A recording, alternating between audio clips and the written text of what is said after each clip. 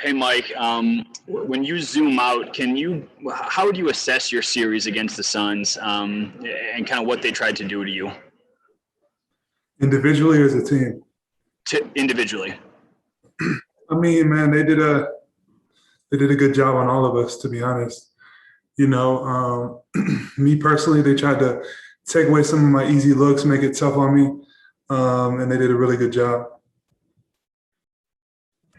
Harrison Wynn, DNVR.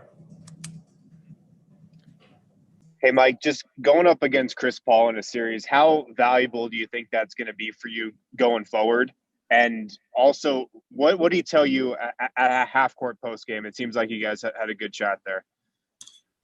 I mean, obviously, Chris Paul was unbelievable this series. To be on the floor with him, it was really incredible just because seeing the nuances of the game that he has mastered, it was incredible to see. He deserves going to the Western Conference Finals. They were the better team this series. And honestly, man, like just watching that dude, I hope he wins a championship because the way he plays the game, it's something special. The way he leads that team, the way that every team he goes to gets better. He's a true leader. So it definitely was inspiring to see.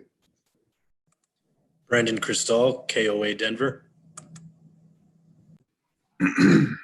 Michael, I have two for you. How much did your back bother you? Was it noticeable, and were you just fighting through it? And then when Nikola gets ejected, I know the team has to step up, but do you think, okay, I have to pick it up no matter what's bothering me? I mean, I'm not gonna lie. I think the second quarter of the first game, I tweaked it, and it wasn't really.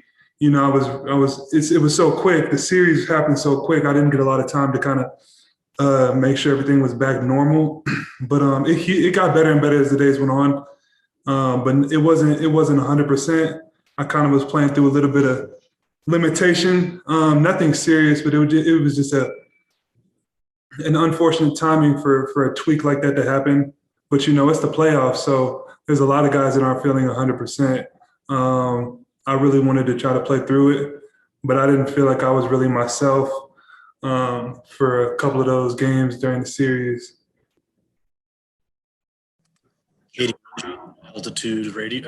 Altitude Sports.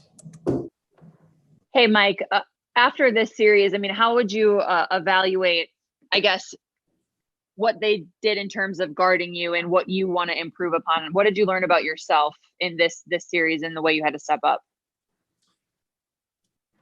I mean, they did a good job. Like I said, they made sure that I didn't get a lot of easy shots. And then, I didn't at all times have the energy or I was playing through a little bit of pain, so I didn't have really the energy to try to work really hard to force some stuff. Like I've said before, when teams play me like that, I got to sometimes impose my will and really try to hunt shots a little bit, get myself in a rhythm because I know it's important for the team. There was a couple games where I didn't really feel like I could even do that, which was unfortunate. But I mean, the credit to them, they played all of us really, really good. They knew how we played. They were getting to my shots, and they played a great series. Christos Saltes, SDNA Greece. Hey, Mike, hope you're doing well. How would you describe your season with the Nuggets, and what are the takeaways of that series for you personally? I mean, it's a funny thing, man, because you get to the end of a season like this, and a lot of people fixate on the loss and what they wish they could have done. For me personally, I think it's all a growing experience, a learning experience. I'm not completely done growing. You know what I mean? Like it's in these moments that I want to really be thankful for the season that I had, staying healthy, nothing seriously injuring me. You know what I mean? Like I got to play basketball. There was a time in my life where a lot of people were saying I might not ever play again. And now to look back and be like, wow, I played a full season completely healthy. I don't think I missed a game for injury. I think I missed for the COVID protocol, but that's a blessing, man. So for me, us as human beings, we really look forward to the next thing. Once we get something, we want the next thing. But I mean, just thinking back, man, God has brought me a long way. And I feel like this was a successful season. Obviously, it didn't end how I wanted it to, but I learned. I know what I need to get better at. It's really getting me my first fully healthy offseason, and I'm really excited to come back even better. We'll go back to Katie Wingy with Altitude Sports. Mike, can you take us through the Jokic ejection and that interaction from your perspective, and then how you guys came together and brought energy after he was off the floor? I mean, I had no idea what happened. I wasn't really watching him individually. I just kind of saw the replay. But, I mean, honestly, whatever he did, you don't want to see the MVP season end in an ejection. You know what I'm saying? Like, of course, it might have been, I didn't see exactly what happened, but I just feel like you don't do that. But, I mean, once he went out, we just knew, you know, he's not going to be on the floor anymore. We got to step it up. Obviously, we didn't complete the comeback or anything. We didn't get the win, but I really was proud of how dudes fought. We didn't just give in. I think when he first got ejected, we went down 14 quick, and we could have gave up. But we fought our way, and we left it on the floor tonight. They were just the better team all series. So, Paul Gant, Go For It Radio.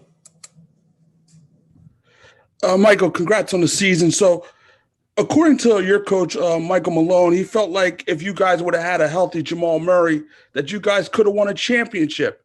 Do you agree with him?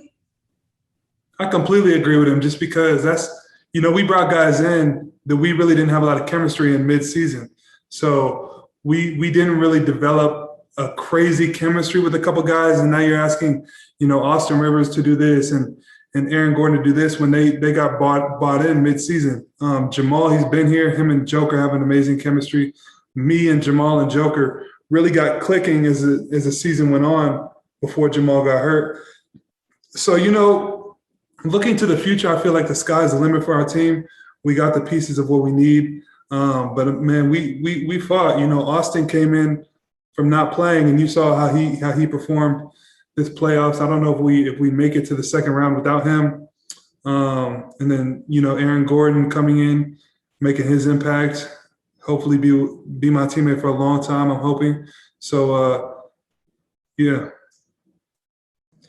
All right, Mike, we got time for one more. We're going to end with Matt Moore from the Action Network. Michael, the Suns really attacked your handle, and you had some problems on offensive rebounds, being able to maintain the ball. Is that something that you think is something that you can work on in the offseason? Is that priority? What are your offseason priorities for getting better? They attacked my handle? What do you mean? Just in terms of taking swipes at the ball and drives and things like that. Oh, no, for sure. I mean, you said offensive rebounding too? I mean, no, I've been a good offensive rebounder all year. I don't really think that was a main issue. They got the ball from me a couple of times, but I mean, this offseason, man, it's a lot I need to work on. But at the top of my list, I would say just a lot of ball handling, making sure I'm really comfortable with the ball in my hands, getting to where I need to get to. I think that'll take my game to the next level. I really admire some of the bigger wings who just are really, really good ball handlers, like KD or Paul George, Kawhi, Jason Tatum. So that's kind of one area. I don't really know how you work on offensive rebounding, but I mean, I appreciate the feedback.